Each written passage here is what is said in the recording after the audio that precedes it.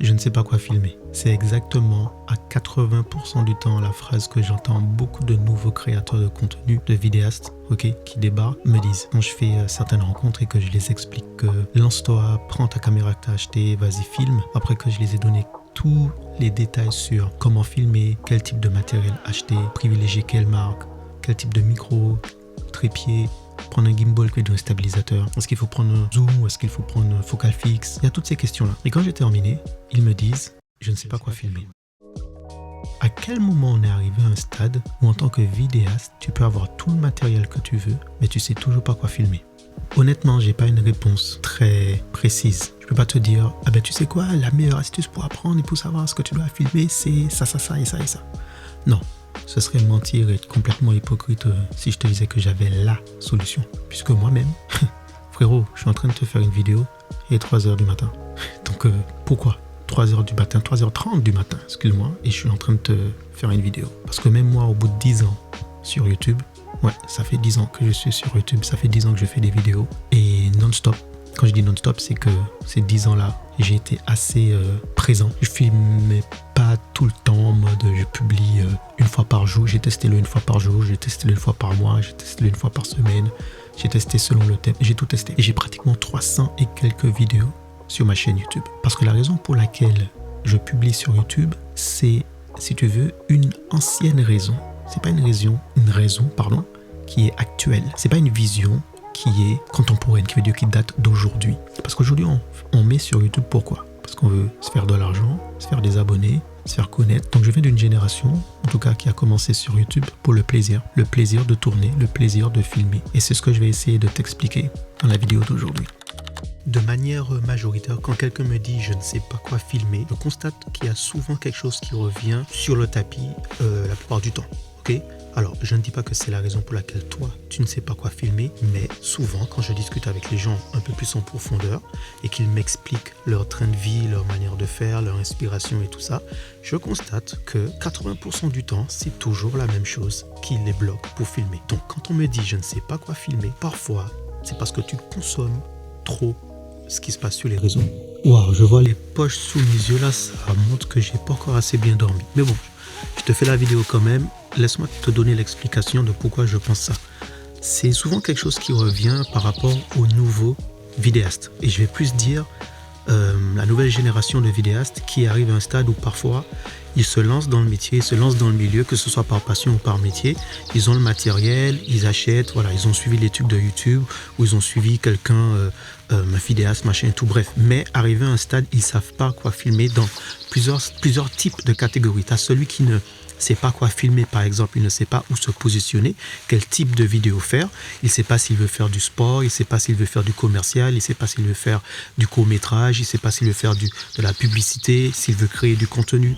Tu vois, et il y a celui qui est dans ce stade-là, et tu as celui qui est dans un autre type qui est que, il aime la musique, mais il ne sait pas quoi filmer dans la musique, ou il aime l'art en général, mais il ne sait pas quoi filmer dans l'art, ou il aime la cuisine, il aime tout ce qui est rapport avec la cuisine, mais il ne sait pas quoi filmer du style, comment le filmer, comment mettre en image un plat, comment mettre en image une recette, tu vois, il ne sait pas quoi filmer. Et déjà, je vais te donner l'explication du pourquoi, et ensuite, je vais te donner la solution. Le pourquoi, il est simple. Tu sais, c'est quelque chose... Pourquoi je dis que c'est pas quelque chose qui va... On se rend compte qu'il est quand même presque 20h. Je décide quand même d'aller faire une vidéo d'heure à cette heure-ci parce que je me dis, il n'y a personne.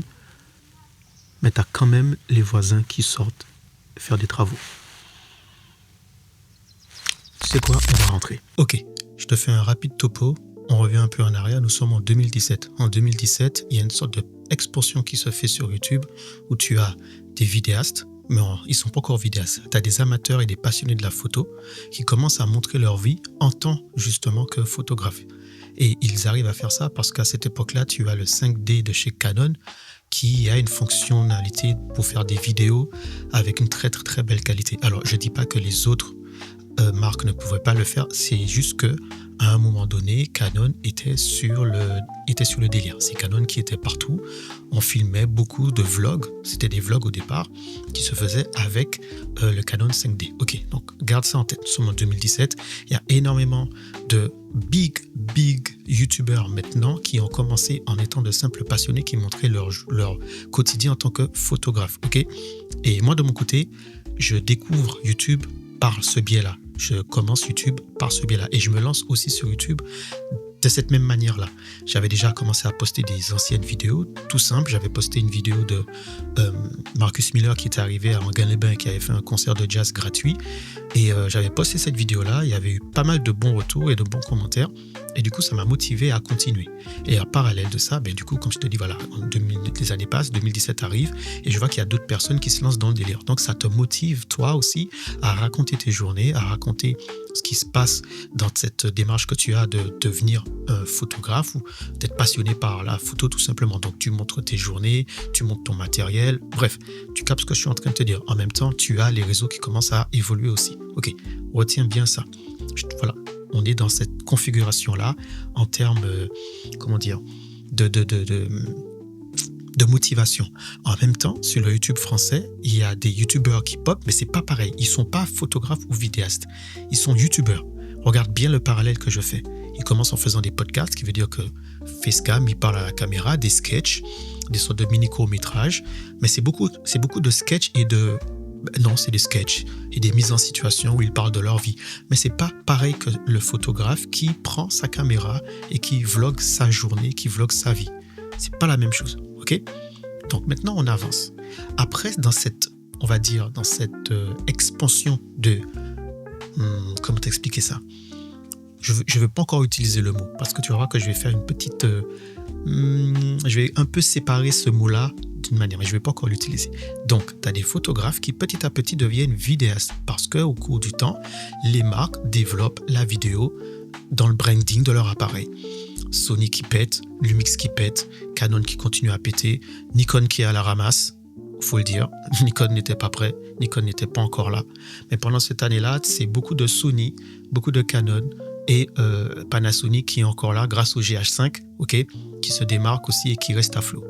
Bon, et pendant cette période-là, les photographes deviennent petit à petit des vidéastes. Donc, ils enjambent ce pont, ok, qui fait que ils ne manquent jamais de créativité et ils sont toujours dans une nouvelle perspective visuelle. Ok, tu suis ce que je suis en train de te dire?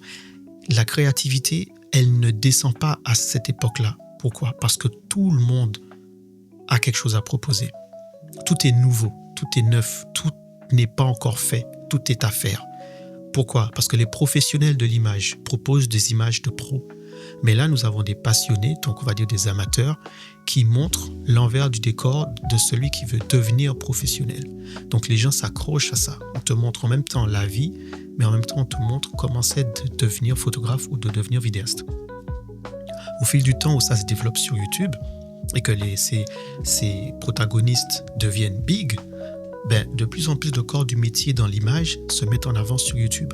Donc au début, tu avais les photographes qui se mettent en avant par la vidéo. Donc du coup, ensuite, ça crée des vidéastes et tu as des vidéastes qui arrivent et qui se mettent en avant.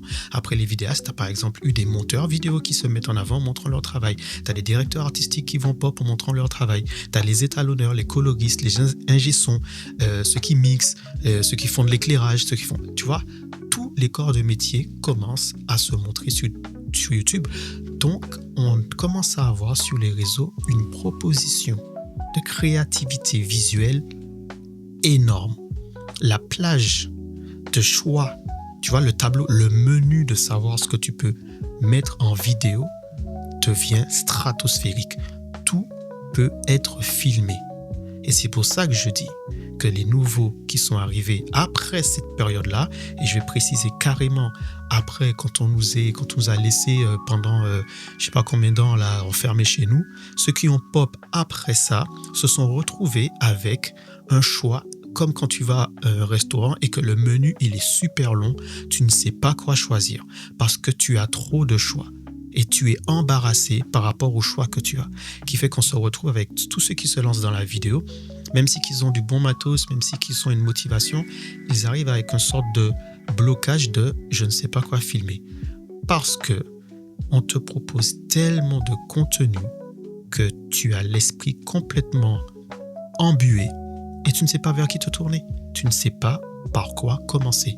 Tu ne sais pas s'il faut que tu commences à faire une vidéo de ceci en mode cinématographique ou s'il faut le faire en mode dynamique ou s'il faut le faire avec un stabilisateur ou s'il faut le faire en noir et blanc, s'il faut le faire avec de la couleur. Trop de choix. Trop de choix, tu le choix. Cependant, moi, je vais faire quand même une petite distinction. Tu as, après, à partir de ces années-là, je vais clairement dire à partir de 2020, tu vois, je vais dire comme ça, à partir de 2020, non, allez, après, je vais mettre 2023 parce qu'il faut que je tâte une date, je vais mettre 2023. Pour moi, 2023, tu as une séparation qu'il faut être fait. Donc, toi, qui ne sais pas quoi filmer, il faut que tu saches dans quelle catégorie tu te trouves. Est-ce que tu es un créateur de contenu ou est-ce que tu es dans la création de contenu? Alors, ça semble être la même chose, mais pas totalement. Laisse-moi te faire la petite séparation. Elle est très fine, c'est très borderline, la différence que je fais. Le créateur de contenu, c'est celui qui crée du contenu pour le réseau. C'est par exemple le vidéaste qui a énormément de matos. Tu le vois jamais sur un tournage, mais il va te parler tout le temps de matos. Et c'est bien parce que ça nous permet de pouvoir avoir en temps réel des avis et des tests sur différents matériels. Ça, c'est bien. Mais celui-là, il crée du contenu pour la plateforme. Créateur de contenu. Il a le contenu qu'il crée pour diffuser de manière régulière sur la plateforme. Et tu as celui qui fait de la création de contenu, qui veut dire que c'est celui qu'on va appeler pour mettre en image l'outil, l'objet ou l'idée en principal. Par exemple, si moi, je veux faire des images, je sais pas moi, de mon bureau, voilà, je vais appeler quelqu'un qui fait de la création de contenu et lui, il va venir me filmer, mettre les choses en scène et voilà. Et ensuite, il va me faire mon montage, il va me le donner et moi, je vais le proposer sur mes plateformes et mes publications, je vais le publier sur mes réseaux. Mais ce qui s'est passé, ce que je vais te dire tout à l'heure, n'oublie pas, c'est que les vidéastes qui sont arrivés se sont développés eux-mêmes.